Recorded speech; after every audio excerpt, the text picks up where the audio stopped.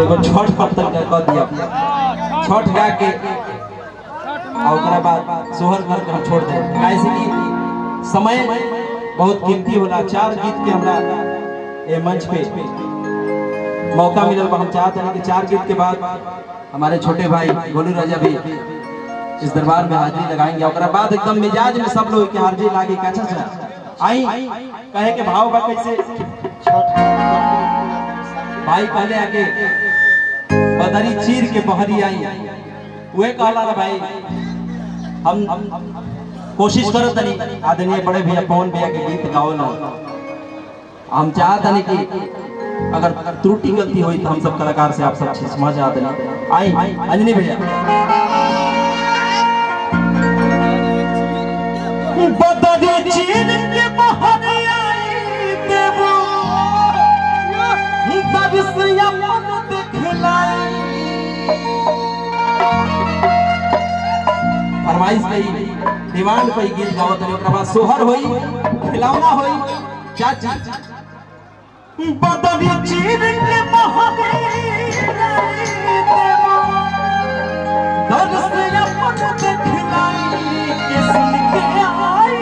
है सूरज देवरा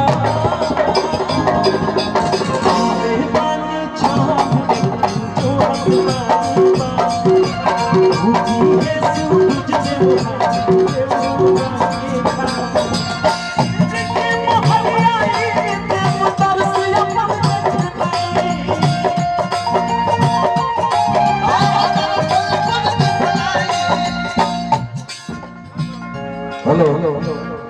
और राजा भोजपुरिया लाजवाब गा रहे हैं और हम सभी जिनका इंतजार कर रहे थे प्रिय भाई गोलू राजा का आगमन हमारे बीच में हो रहा है और मैं चाहूंगा कि हम सबों के नारदी विधा के स्तंभ आदरणीय पुलिस चाचा जी हमारे बीच में उपस्थित हैं और इस भिखारी ठाकुर की धरती पे जोरदार ताली बजाइए एक बार उस कलाकार के लिए जो आपकी मिट्टी के मोहब्बत को पाना चाहता है। भाई गोलू राजा जी का आगमन हमारे बीच में हो रहा है और राजा भैया मिजाज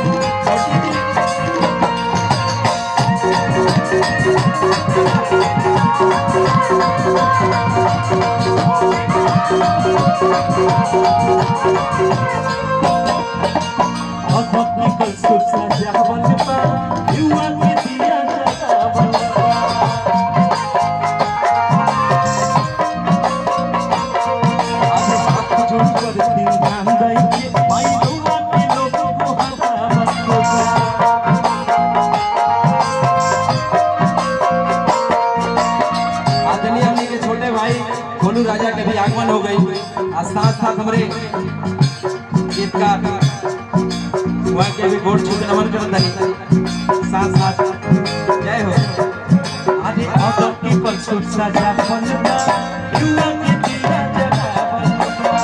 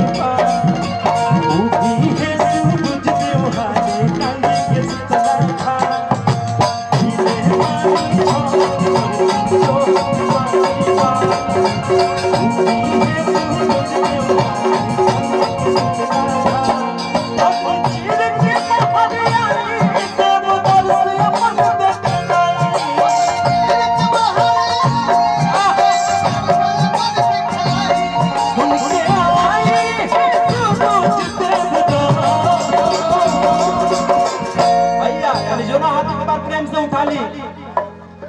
प्रेम से बोलिए छठी मैया की। कैले पानी छठ कर जो हमारी बात, अब उठी है सूरज देव हाथे गंगा के सुतला।